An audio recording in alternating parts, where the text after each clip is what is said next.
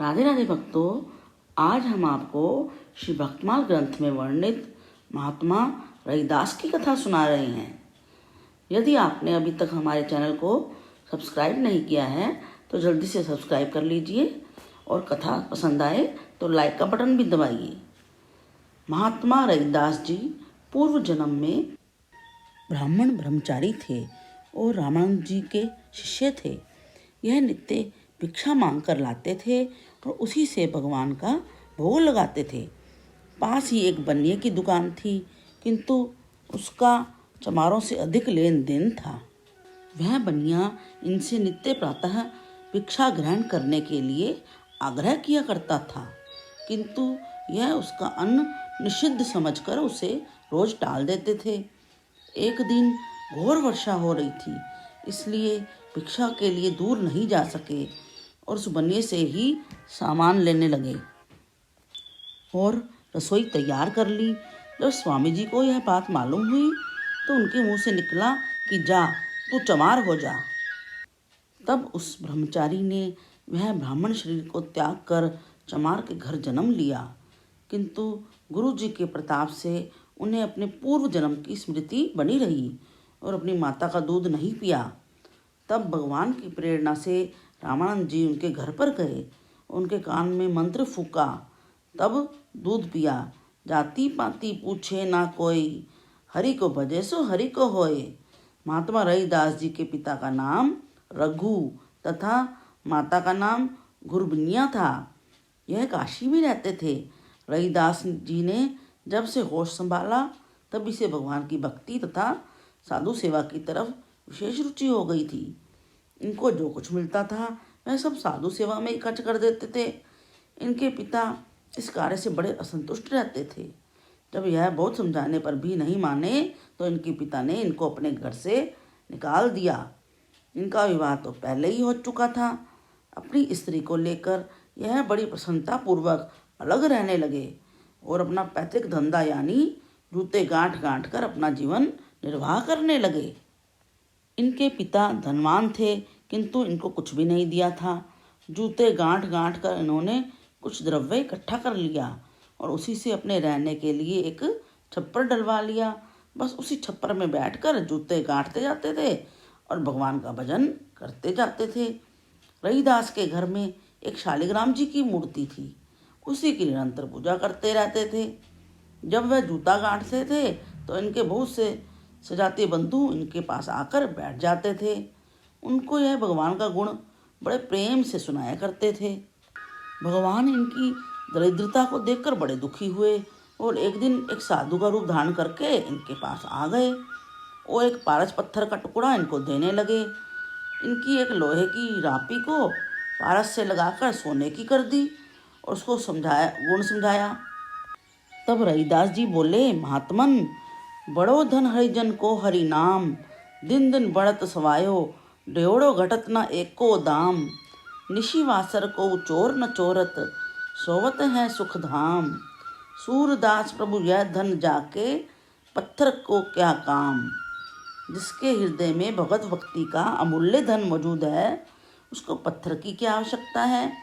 भगवान बड़े प्रसन्न हुए और उस पारस को उनके छप्पर के कोने में रखकर चले गए। बहुत दिन बीतने पर भगवान फिर आए और उस पारस को जहाँ रख गए थे वहीं रखा हुआ पाया। रविदास जी को भी उसी दरिद्रता में बैठे हुए जूता सीते हुए देखा। साधु रूपी भगवान उनकी इस निस्पृहता को देखकर बड़े प्रसन्न हुए। फिर किसी दिन पूजन की पिटारी में 5 मोहरें रखी हुई मिली। तब तो इनको भगवत पूजा करने में भी भय लगने लगा।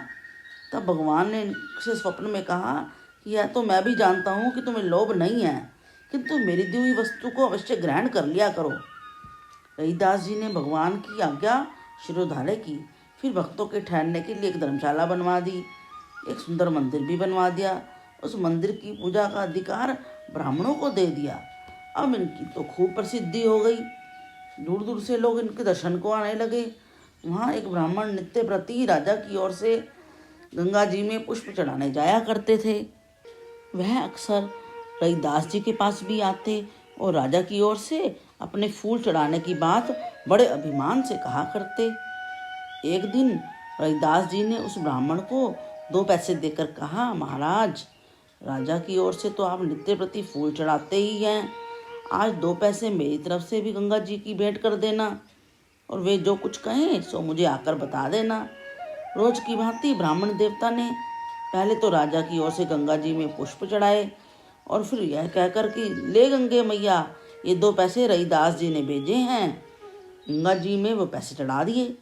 पैसे चढ़ाते ही ब्राह्मण ने क्या देखा, एक दिव्य हाथ गंगा जी में से प्रकट हुआ और दोनों पैसे लेकर अदृश्य हो गया।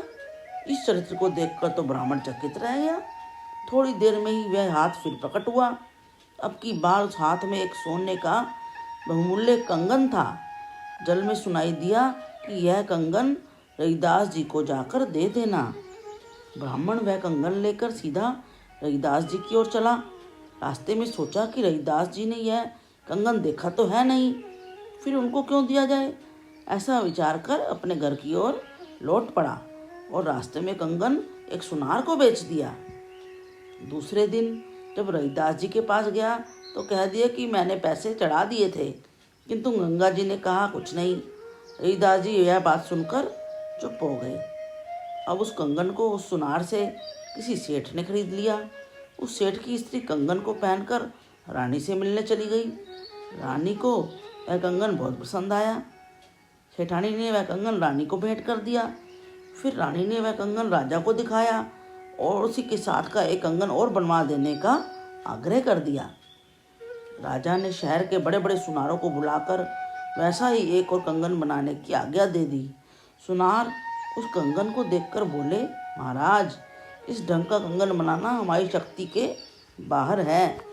यह तो बिल्कुल ईश्वर की कारीगरी मालूम होती है। तब राजा ने खोज कराई कि यह कंगन कहाँ से आया। खोज करते करते उस सुनार का पता चल गया। तो राजा ने उस सुनार को बुलाया और पूछा कि भाई, तुम्हें यह कंगन कहाँ से मिला। तब सुनार ने उन्हीं ब्राह्मण देवता का नाम बता दिया। अब वह ब्राह्मण देवता भी बुलाए गए और उनसे भी सब हाल पूछा गया। अब तो ब्राह्मण के दम ऊपर के ऊपर और नीचे के नीचे बड़े सटपटाए। जब राजा ने ब्राह्मणों की ऐसी दशा देखी तो डांट कर पूछा, ठीक ठीक बताओ, नहीं तो कठिन दंड मिलेगा। तब डरते डरते ब्राह्मण ने राजा से रईदास जी की सब घटना कह सुनाई। फिर राजा उस ब्राह्मण को लेकर रईदास जी के पास पहुँचे और उनसे सब हाल कहकर प्रार्थना करने लगे कि कृपा करके एक कंगन ऐसा ही गंगा जी से और दिलवा दीजिए। तब रईदास जी ने कहा कि ब्राह्मण ने अच्छा नहीं किया, किंतु खैर, यह कहकर चमड़ा भिगोने वाले अपने कठौते की तरफ देखा और बोले, मन चंगा तो कटौती में भी गंगा। माता, वैसा ही एक कंगन और दे दीजिए। यह कहते ही सबके देखते देखते एक दिव्य हाथ उस कठौते में से ही कंगन लिए हुए प्रकट हो गया। रईदास जी की ऐसी सच्ची भक्ति तथा चमत्कार देखकर सब बड़ी प्रशंसा करने लगे और राजा उस कंगन को लेकर अपने महलों में गया। चित्तौड़ वाले राजा की रानी झाली ने जब रईदास जी का ऐसा प्रताप सुना तो वह उनकी शिष्या ही बन गई। ब्राह्मणों को यह बात बड़ी बुरी लगी। उन्होंने राजा से जाकर कहा कि महाराज, ये तो बड़ी अनुचित बात है, जो रानी एक शूद्र को अपना गुरु बना के बैठी हुई है। तब राजा ने एक सभा की और उसमें रईदास जी को भी बुलाया और उसमें बड़ा वाद विवाद हुआ। ब्राह्मण तो जाति की बड़ाई करने लगे, किंतु रईदास जी के तो यही शब्द थे, भगवान तो भक्त के वश में रहते हैं, ऊंची नीची जाति का विचार नहीं करते। जब बहुत झगड़ा होने लगा तो राजा ने निश्चय किया, सिंहासन पर विराजमान मूर्ति जिसकी गोद में अपने आप चली जाए वही सच्चा है। इस पर ब्राह्मण बराबर 3 पहर तक वेद मंत्रों का जप करते रहे, किंतु कुछ फल नहीं निकला। उसके बाद रईदास जी ने भक्ति पूर्वक भगवान की प्रार्थना की और कहा कि भगवान, इस दास पर अनुग्रह कीजिए, अपने पतित पावन नाम को यथार्थ कीजिए। ऐसा कहकर 2 एक भजन प्रेम पूर्वक गाए, जैसे कि देवादिदेव आयो तुम शरण, कृपा कीजिए जान अपनो जन। भगवान इस पद के गाते ही सिंहासन से उठकर रईदास जी की गोद में जाकर बैठ गए। अब अब तो राजा को बहुत आश्चर्य हुआ और सभी लोग रविदास जी की भक्ति के वशीभूत हो गए। अनंतर एक बार रानी ने यज्ञ करने का विचार किया। उसमें रविदास जी को भी निमंत्रण दिया। रविदास जी उस समय यज्ञ में पधारे तो ब्राह्मणों को बहुत बुरा मालूम हुआ। उन्होंने विचार किया कि चमार की शिष्या के हाथ से भोजन ग्रहण नहीं करना चाहिए, इसलिए रानी से सूखा सामान लेकर स्वयं अपने हाथ से रसोई तैयार की। किंतु जब भोजन करने बैठे तो प्रत्येक ब्राह्मण के बीच में रविदास जी दिखाई देने लगे। तब तो ब्राह्मण बड़े लज्जित हुए और हाथ जोड़कर रविदास जी के चरणों में गिर पड़े। अपने अपराध की क्षमा मांगकर लाखों ब्राह्मण इनके शिष्य बन गए। उस समय रविदास जी ने सोचा कि इस समय तो यह शिष्य बन गए हैं, किंतु जब इनके हृदय में जाति का विचार फिर पैदा होगा तो ये फिर विमुख हो जाएंगे। फिर विमुख होने से इनको निश्चय नरक प्राप्त होगी, इसलिए इनके हृदय से जाति का अभिमान अवश्य दूर करना चाहिए। ऐसा सोचकर उसी समय उन्होंने अपने शरीर से चर्म उतारकर सबको जनेऊ दिखाया और कहा कि भाइयों, मैं भी ब्राह्मण हूँ, गुरु के श्राप से ही मुझे यह देह मिली है।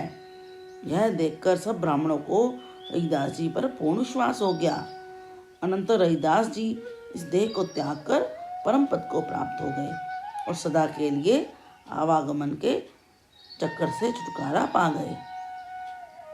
महात्मा रविदास जी की कथा समाप्तम। Please like, share and subscribe. Hare Krishna Krishna Krishna Hare Hare, Hare Ram Ram Ram Hare Hare.